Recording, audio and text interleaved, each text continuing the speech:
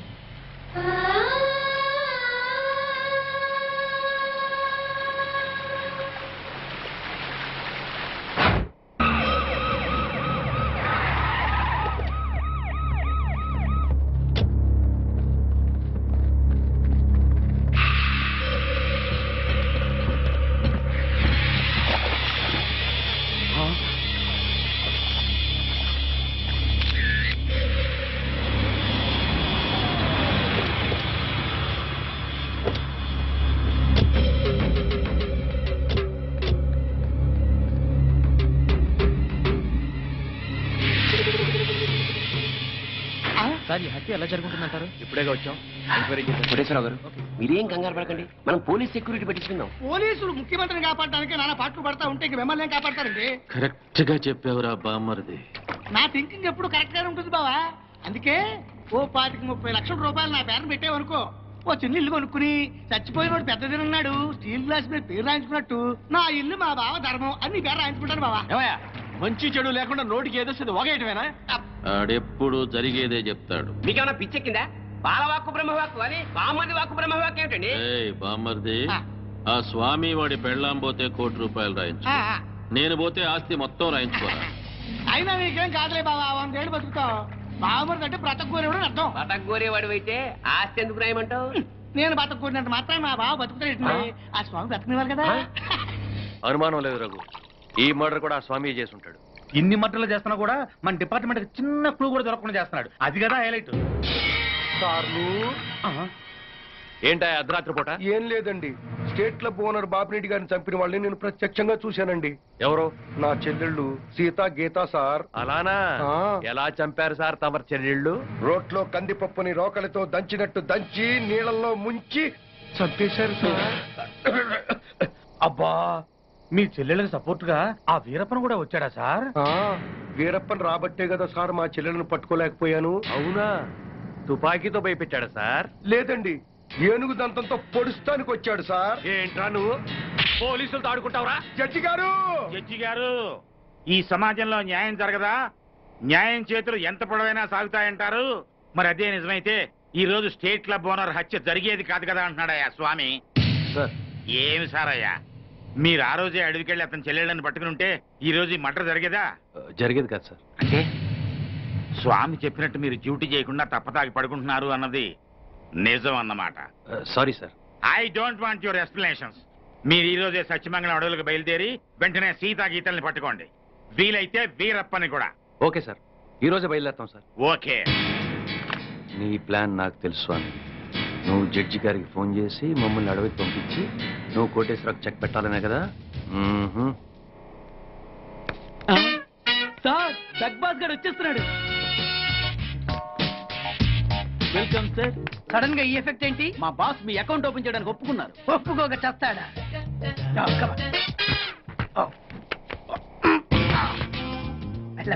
Thank you.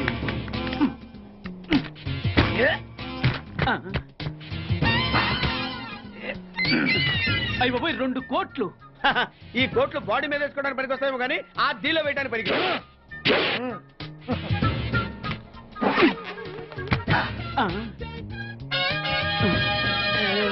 అటు అటు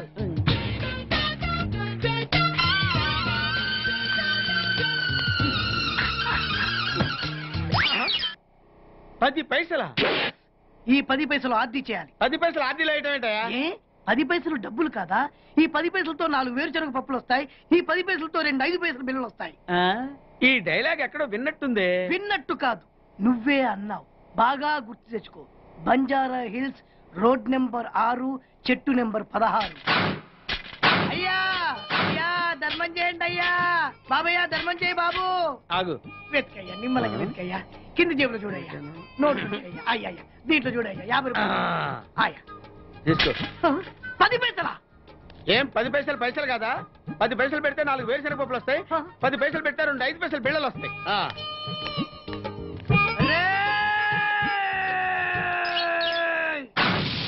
గుర్తొచ్చిందా? ఇది నువ్వు ఇచ్చిన 10 పైసలే. Beggars association president beg boss కే 10 పైసలు ఇస్తే సామాన్య బెగ్గర్స్ కి నువ్వేమిస్తావు? అరే నన్ను అలిజిత వాడికి ధర్మం చేయాలి. వెరీ గుడ్, ఇలాగే కంటిన్యూ అయిపో. Thank you sir. నీకు మా అసోసియేషన్ లో మెంబర్షిప్ ఇస్తాం. హలో. రేయ్ కోటేశ్వరరావు, నిన్నీ రోజే చంపబోతున్నాను. ఎవడ్రా మాట్లాడేది? స్వామిని రా. నువ్వెక్కడైనా దాక్కో, ఎంతమందినైనా కాపలా పెట్టుకో, కానీ నా చేతిలో నీ సావు తప్పదని తెలుసుకో. రఘు, మన వాళ్ళందరినీ అలర్ట్ గా ఉండమని చెప్పు. Okay sir. నేను వెళ్ళి కోటేశ్వరరావు గారిని చూసాను. అలాగే. ఓకే.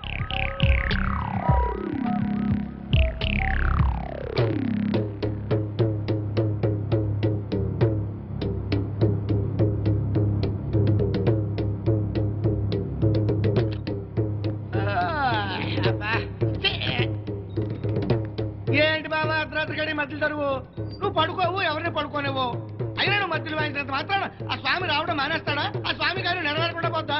ఇదిగా ఎందుకు వచ్చింది తిప్పలు గాని నా మాటిని 4 పెగ్గులేసి పడుకో. హాయిగా మధ్యలోనే. బామ్మర్ది, ఆడు నన్ను చంపడం కాదురా, ఇప్పుడు నేనే నిన్ను చంపుతాను. నీ మంచి కోసం చెప్తుంటే నా మీద కాకేస్తావు బాబు నువ్వు. ఎలాగూ నీ దరుగు దెబ్బకి ఇంక నిద్ర పట్టదు గాని ఆ వ్యాట్ సిస్టమ్ బాటిల్ ఎక్కడ పెట్టు.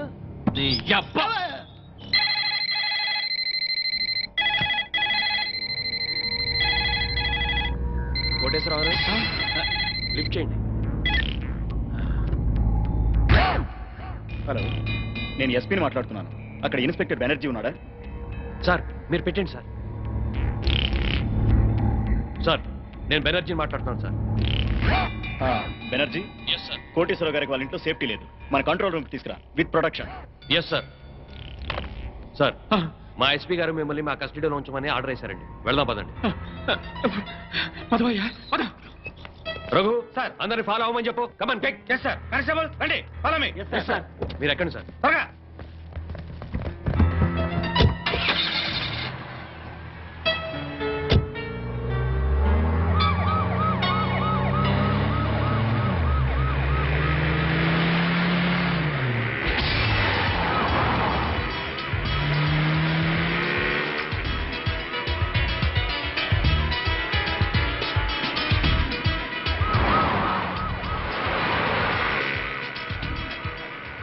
పాండు సార్ వచ్చేస్తున్నా సార్, మీ దగ్గరలోనే ఉన్నా.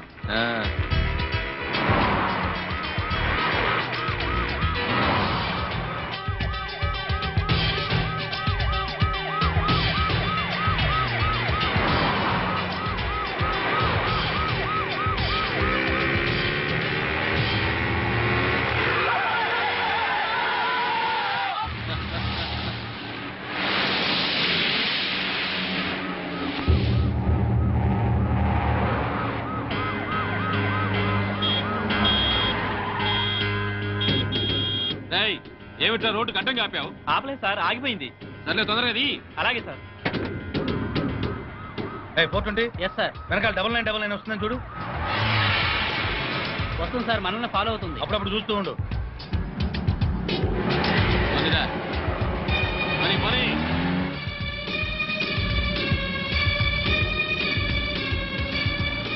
ఏమైపోయిందిరా పోలీస్ జీపు? కనపడదే? అదే అర్థం కావట్లేదు సార్. పోలీసులు ఎవరు కనపడలేదురా? ఏమైపోయారు?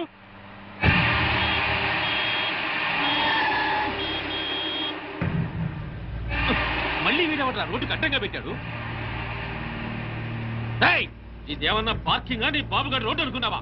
పూరంలోకి ఆక్రమించావేట్రా? ఏందిరా? ఏ వినపట్లా? ఏంది అట్టా చూస్తున్నా?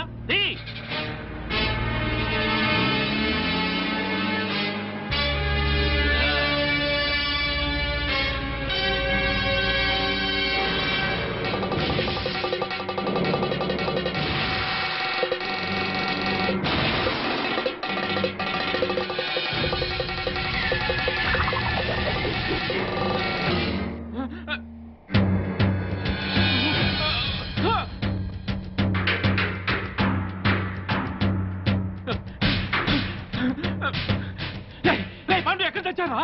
నా వెనకాల ఫాలో అవ్వమని చెప్పాను కదా. మీకోసమే వెతుకున్నా సార్. ఎక్కడున్నారు సార్? నేను ఈ అల్యూమినియం ఫ్యాక్టరీ దగ్గర ఉన్నాను. తొందరగా వచ్చావని.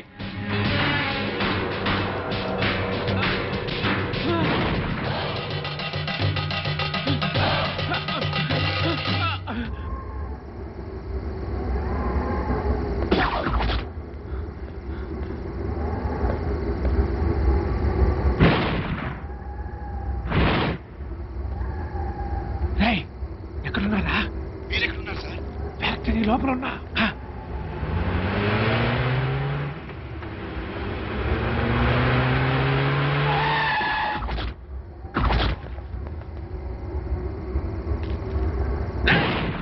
స్వామి, నువ్వు మాస్టర్ ప్లాన్ వేసి పోలీసుల్ని మధ్యలో మాయం చేస్తావని తెలిసే నా ఏర్పాట్లలో నేను ఏంద్రా దిష్టి బొమ్మలాగా చూస్తారు? కత్తికో ఖండగా నరికే.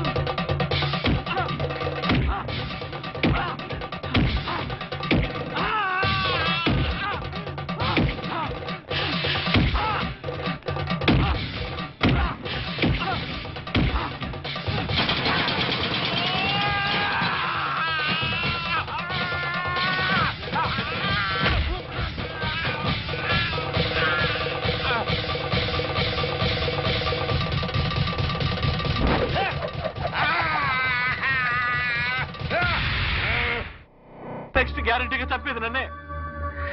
నీ మాట విని ఆ పోస్ట్ మార్టం రిపోర్ట్ తప్పుగా రాసిచ్చి నా ప్రాణం మీదకి తెచ్చుకున్నాను రా. వినబడుతుందా?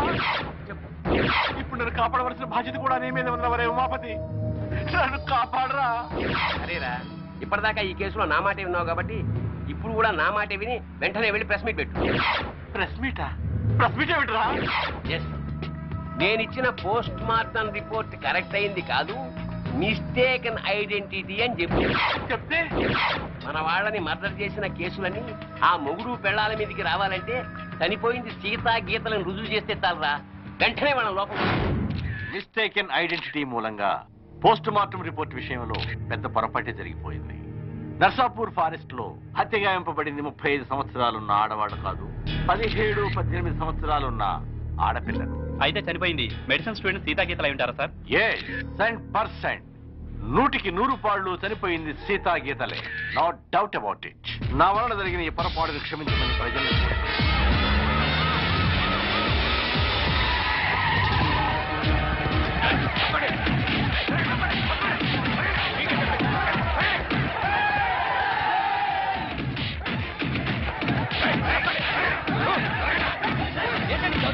ఎక్కడ్రా స్వామి? తెలీదు చెప్పు.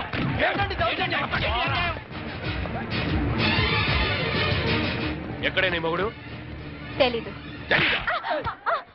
ఇన్స్పెక్టర్ నోర్మై, పోలీసులతో కోర్టుతో ఆడుకుంది చాలు. ప్రెస్ మీట్ లో డాక్టర్ అంతా చెప్పాడు. మర్యాదగా స్వామిని అప్పగించారా? సరే సరే, లేకపోతే మీ ప్రాణాలు తప్ప అన్ని పోతాయి. బ్రహ్మాండంగా ఉందా నీ ఐడియా? పోలీసులు ఈ పాటికి ఆ స్వామి గారిని అరెస్ట్ చేసి బొక్కలో వేసి ఎరగుమ్ముతుంటారనుకో. మరేంటనుకున్నావు, మనది క్రిమినల్ బ్రెయిన్.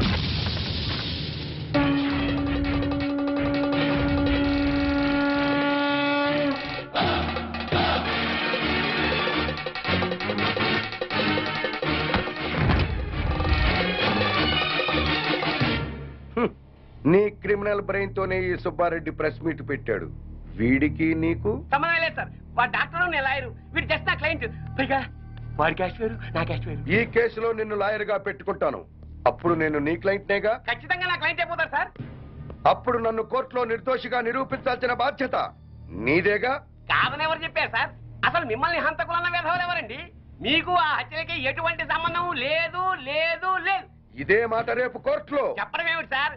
మిమ్మల్ని నిర్దోషిగా నిరూపిస్తాను. మాట నిలబెట్టుకో. దిగారు మెట్ల కింద వాడిని నువ్వు బయటికి తీసుకురావడం ఏమిటిరా? వాడా? నా క్లయింట్ పట్టుకుని వాడు వీడు అంటావురా? అసలు ఎవరనుకున్నారా? ఎవరనుకున్నావు? సామంటే సాక్షాత్ శంకరాచార్య, ఈయనే మహాత్మా గాంధీ, ఈయనే గౌతమ బుద్ధుడు, ఈయనే స్వామి వివేకానంద. ఆయన శ్రీమతి ఎవరనుకుంటున్నావు? ఎవర్రా? మానవతామూర్తి, మానవతామూర్తి, మానవతామూర్తి, మానవతామూర్తి, మానవతామూర్తి, మానవతామూర్తి.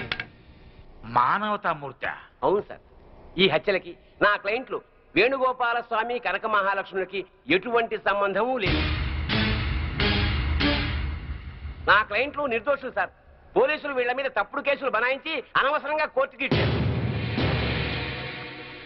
బియ్యంలో రాళ్లు కలిపితేనే నేరం అనుకునే ఈ దంపతులు అసలు మనుషుల ప్రాణాలని ఎలా తీయగలరు సార్? ఇంతకు ముందు కేసుల్లో ఈ దంపతులకు నువ్వు వ్యతిరేకంగా వాదించావు కదయ్యా. పైగా ఆనంద్, కోటేశ్వరరావు, బాపినేని గారు నిర్దోషులు అన్నావు. అప్పుడు ఆ కేసులో వాళ్ళది న్యాయం అనిపించింది సార్. ఇప్పుడు ఈ కేసులో వీళ్ళది న్యాయం అనిపిస్తోంది. న్యాయం ఎటుంటే నేను అటే ఉంటాను కదా సార్. తప్పులేదు. Proceed. Thank you sir. Driver Yadagiri, Anand, Koteswararao, Bapineedu హత్యలకి నా క్లయింట్స్ కి ఎటువంటి సంబంధం లేదు సార్. కావాలనే ఈ పోలీసులు నా క్లయింట్ల మీద లేనిపోని ఆరోపణలతో కోర్టుని తప్పుదారి పట్టిస్తున్నారు సార్. సంబంధం లేదని అంత గట్టిగా ఎలా చెప్తున్నారు? సాక్ష్యం ఉండాలి కదా. సాక్ష్యం లేకుండా ఎలాగ సార్? అసలు కోర్టు వారికి కావాల్సిందే అది కదా.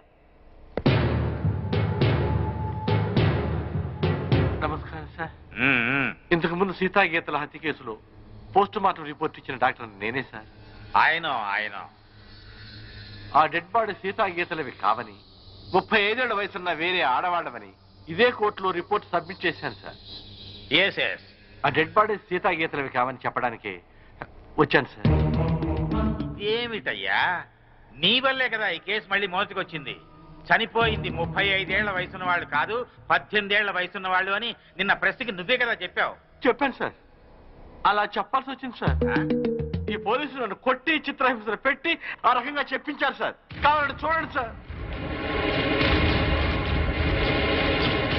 చూడండి సార్, చూడండి సార్, ఎలా కొట్టారో చూడండి సార్. సార్ ఆయన చెప్పేదంతా అబద్ధం సార్, మాకేం తెలీదు. కొట్టామని ఎప్పుడైనా ఒప్పుకున్నారా మీరు?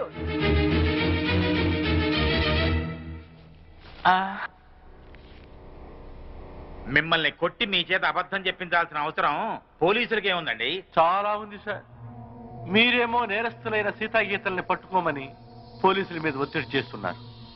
వాళ్లేమో అడవిలో వీరప్పని దగ్గర ఉన్నారు. ఈ పోలీసులకు అడవిలో ఉన్న వీరప్పని దగ్గరికి వెళ్ళడానికి ధైర్యం చాలక, ఇటు మీకు ఏం చెప్పలేక, మధ్యలో నన్ను నానా చిత్రహింసలు పెట్టి ఆ చనిపోయిన వాళ్లే సీతాగీతలని నా చేత తప్పుడు రిపోర్ట్ చెప్పించారు సార్. ఐఎమ్ సారీ సార్, క్షమించండి సార్.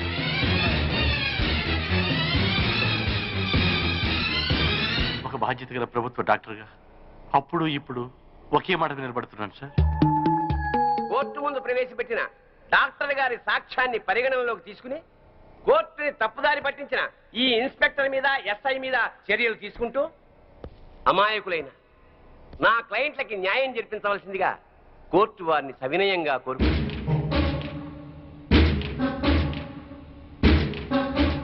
ప్రభుత్వ డాక్టర్ వాంగ్మూలాన్ని, పోస్ట్ మార్టం రిపోర్ట్ ని ఈ కేసులో సాక్ష్యాలుగా పరిగణించి చనిపోయిన వాళ్ళు సీతా గీతలు కాదు అని కోర్టు నిర్ధారించడం అయింది.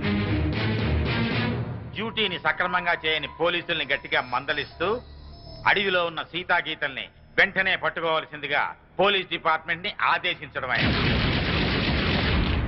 ఈ కేసులో స్వామి కనకమహాలక్ష్మి నిర్దోషులు అని తీర్పు చెప్పడం అయింది.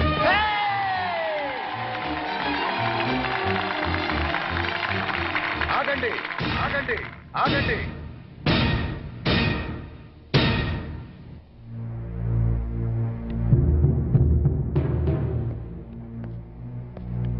సార్, ఎస్ ఈ కేసులో నేను నా భార్య నిర్దోషులమేగా? ఎస్, జడ్జిమెంట్ ఇచ్చా కదా. ఇప్పటి వరకు జరిగిన హత్యలకు మాకు ఎటువంటి సంబంధము లేదు కదా సార్? అదే కదా నేను తేల్చింది.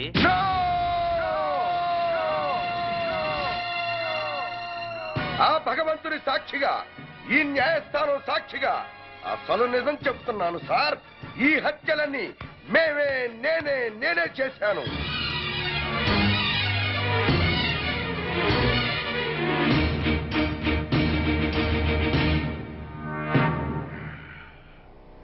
క్షమించండి సార్, నేను నా భార్య కలిసి అందరినీ చంపాం.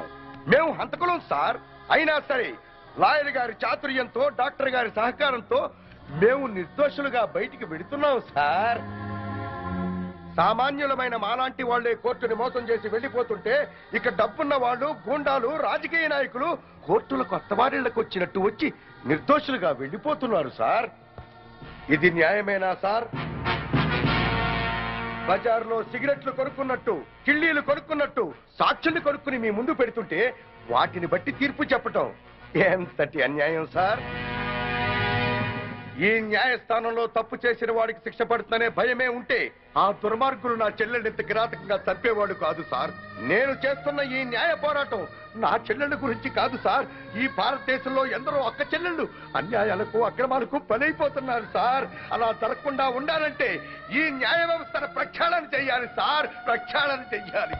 సాక్ష్యాలను బట్టి కాదు సార్, నిజాలను బట్టి తీర్పు చెప్పండి. ఆ దేవుడే దిగి వచ్చి మర్డర్ చేశాడని నిరూపించగలరండి కొందరు లాయర్లు. తాము వాదించేది తప్పని తెలిసి కూడా న్యాయస్థానాన్ని తప్పుదారి పట్టిస్తున్న ఆ న్యాయవాదులకు వేయండి సార్ శిక్ష. భారతదేశంలో ఏ రాజకీయ నాయకుడు ఈ కోర్టుకొచ్చి దోషిగా బయటికి వెళ్ళట్లేదు సార్. కింది కోర్టులో శిక్ష పడ్డ పై కోర్టుకు వెళుతున్నాడు, పెద్ద లాయర్ని పెట్టుకుంటున్నాడు, నిర్దోషిగా బయటికి వెళ్ళిపోతున్నాడు సార్. అంటే మన దేశంలో రాజకీయ నాయకులంతా ఉత్తములేనా? ఒక్కడు కూడా తప్పు చేయలేదా? ఒక నోటు కట్ట పడేస్తే మన ప్రథమ పౌరుడైన రాష్ట్రపతిని అరెస్ట్ చేయమని ఆర్డర్ పాస్ చేసే న్యాయస్థానాలు ఇక్కడ ఉన్నాయి సార్. ఇక సామాన్యుడి పరిస్థితి ఏమిటి సార్? ఈ న్యాయాలు, ఈ చట్టాలు ఇలాగే ఉంటే ఆడబడుచులు నిండుగా ముసుగేసుకుని ఇంట్లో తాళం వేసి కూర్చున్న మానభంగం చేసి వెళ్ళిపోతారు సార్ ఈ దుర్మార్గులు. అదే చట్టం న్యాయం బలంగా ఉంటే ఒక ఆడబడుచు ఒంటరిగా రోడ్డు మీద వెళుతున్నా కన్నెత్తి చూడటానికి భయపడతారు సార్.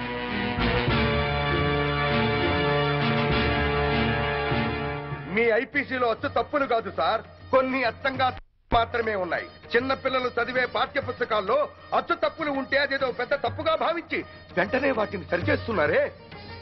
మరి మీ న్యాయశాస్త్రంలో తప్పుల్ని ఎందుకు సరిచెయ్యరు సార్? మేధావులు లేక లేక న్యాయం జరుగుతుందోనన్న భయమా? నేను చేసింది నేరం, కానీ మీ న్యాయశాస్త్ర ప్రకారం నేను నిర్దోషిని. మార్చండి సార్. ఆ మార్పు నాతోనే మొదలు పెట్టండి. ఏ శిక్షకైనా సిద్ధంగా ఉన్నాను.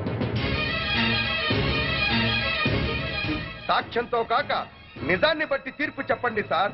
న్యాయస్థానంలో న్యాయం జరుగుతుందని ప్రజలకి నమ్మకం కలిగించండి సార్. నమ్మకం కలిగించండి సార్. నమ్మకం కలిగించండి. న్యాయస్థానాలకైనా ప్రభుత్వాలకైనా మేము చేస్తున్న విజ్ఞప్తి ఒక్కటే. నేరం జరిగినప్పుడు మాత్రమే పోలీసులు నిద్ర మేల్కొని, ప్రభుత్వాలు హడావిడి చేసి, న్యాయశాస్త్రం తిరగేసి నేరస్తులకు ఎలాంటి శిక్ష వెయ్యాలి అని ఆలోచించే బదులు నేరం చేయాలన్న ఆలోచన వస్తే శిక్ష గుర్తుకు రావాలి.